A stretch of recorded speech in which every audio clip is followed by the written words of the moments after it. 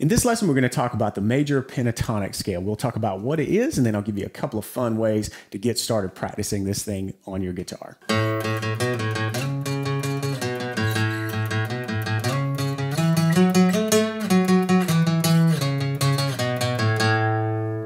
Hey there, John here with the Blues Guitar Institute, and this is your Tuesday Blues, where we take cool acoustic blues concepts and we break them down into small bite-sized chunks. And today we're going to focus in on the major pentatonic scale. We're going to learn what the scale is, and then I'm going to give you a couple of cool ways to practice the scale on the guitar. You may already be familiar with the minor pentatonic scale. It's usually the first scale that guitarists learn, and for good reason, man. I mean, it's just a fun scale, and there's a lot of good licks that can happen in that 5-note scale.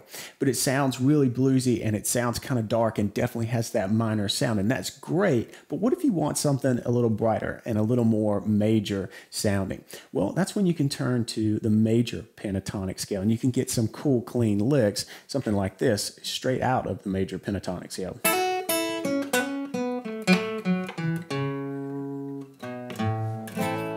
Really, I just worked down the major pentatonic scale there, and we'll get to that in just a second. But to give you some sort of context as to what this scale sounds like, it's got that cool major sound happening, and it definitely has its place in the blues. All right, so let's talk about how the scale is constructed. It's a 5-note scale. Remember, pentatonic, 5-note scale.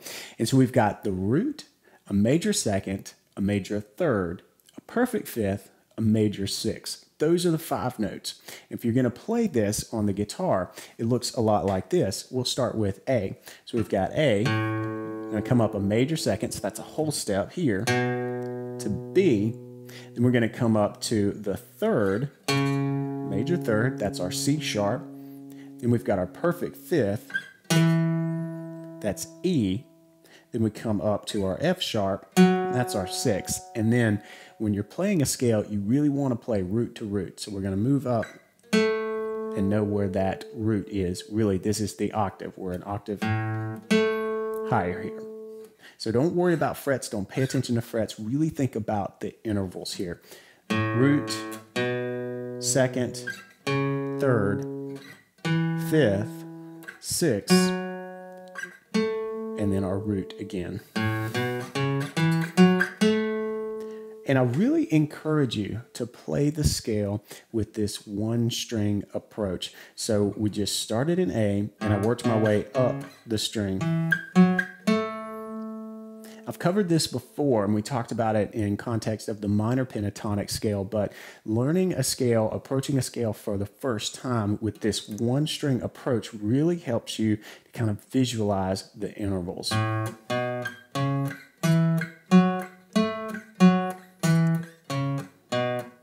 And notice that I'm also just playing it with my index finger. I want to travel. I want to sort of get my body and get my fingers involved in knowing the intervals. I want to connect my mind. I want to connect my fingers. I want to connect my eyes to the intervals here at play.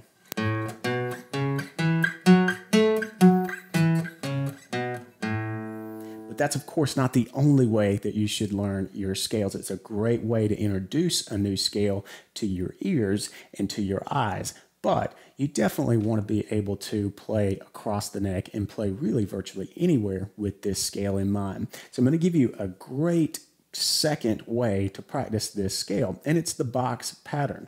You may be familiar with the box patterns from the minor pentatonic scale, but if not, no big deal. You can jump right in here with this box pattern. Again, we're going to stick with A, and we're going to start on the 6th string and work our way across all 6 strings here. So on the 6th string, 5th fret, that's our root, that's our A. And now we need that major second. Now we need the major third, so here we can jump up, and we really just want to play 2 notes per string, so we're going to switch a string, go to the 5th string, there's that third, and remember, 1, 2, 3, so it's right there, didn't move any. Then we need that 5th, remember that's here at the 7th fret, that's our E. Then we need a 6th, but we need to switch strings here. Remember, 2 notes per string. So we're going to move to the 4th string, and we're looking for that F sharp. And there it is. So there's our 6. So there's the 5 notes, and you can finish here on the 4th string, 7th fret for the octave. And that shape is going to work even if you were to switch up and play from, say, C or any other note beginning on the 6th string. But switching back to A, we've got this. Now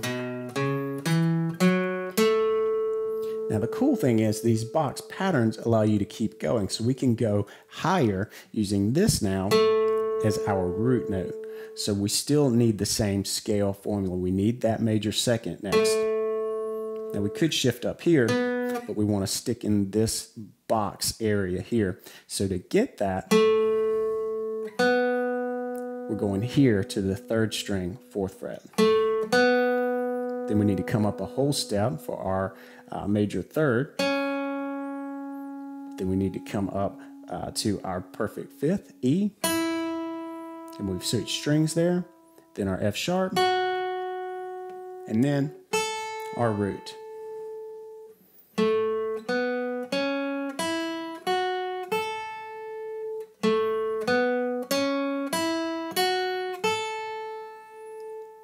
And to finish out the pattern, you can reach up and play that 2nd note because we're here at another root.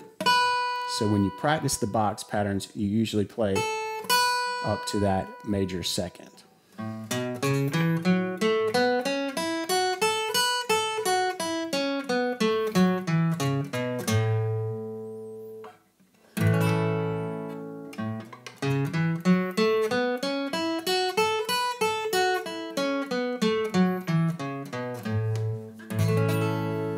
Okay, so you have to know the 1-string approach. You got to know where those intervals fall, up and down 1 string, and you've got to know the box pattern. So these are 2 great ways to practice and really get familiar with the sound and the function of each note within the scale. To reinforce that and to have a little bit of fun, I like to take the 1-string approach and then just kind of noodle around and come up with some sort of melody that really just kind of works up and back down the scale. So you might do something like this using all 5 of the notes.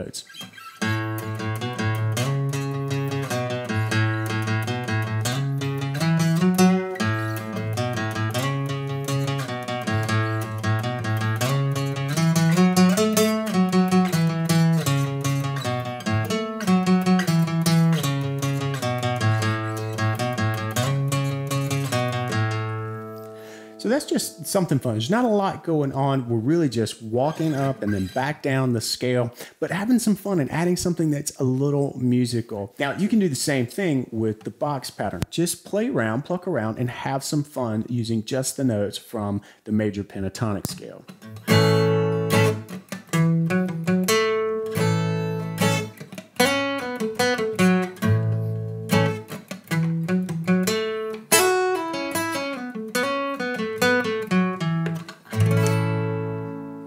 So spend some time with the major pentatonic scale, give it the love and attention that it deserves. It's super important, and I've given you 2 ways to really get this thing into your ear and on the fretboard. You can practice with that 1-string approach and have some fun noodling around with that 1-string approach, and then also the box pentatonic pattern. Now, it's important to mention that we used the key of A, but you can do this from any key. So that's a great way to practice this video, is to take what we just covered in A, get it down, and once you know it, challenge yourself to move it into a different key. Say C. We don't have an open C string on the guitar, so maybe you'll pick here on the 3rd fret, 5th string, and see if you can work out that 1-string scale pattern on the 5th string. All right, that's it for this lesson, but stay tuned for the very next Tuesday Blues, because we're going to take this box 1 pattern that we just learned in A, and we're going to come up with some sweet, soulful licks. You're not going to want to miss that. Until next time, practice smart and play on.